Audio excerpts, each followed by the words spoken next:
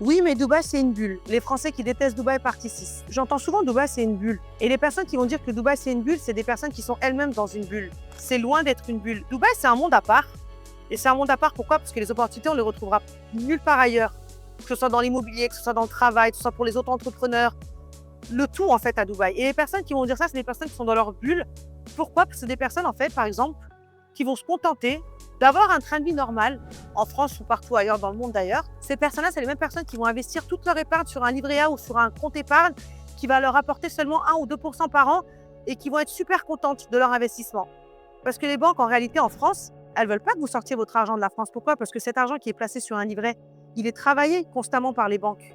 Il leur génère de l'argent. Et en venant à Dubaï et en investissant ce propre argent, quand on leur explique les rendements qu'ils peuvent faire avec les retours sur investissement, on va me dire, oh, mais c'est grandiose, c'est de l'arnaque, c'est pas vrai, c'est fake. Mais non, c'est bel et bien réel. On n'est pas dans une bulle. Et c'est ces personnes-là qui sont dans une bulle et qui veulent pas sauter le cap et qui ont peur. Et Dubaï, pour le coup, c'est tout sauf une bulle.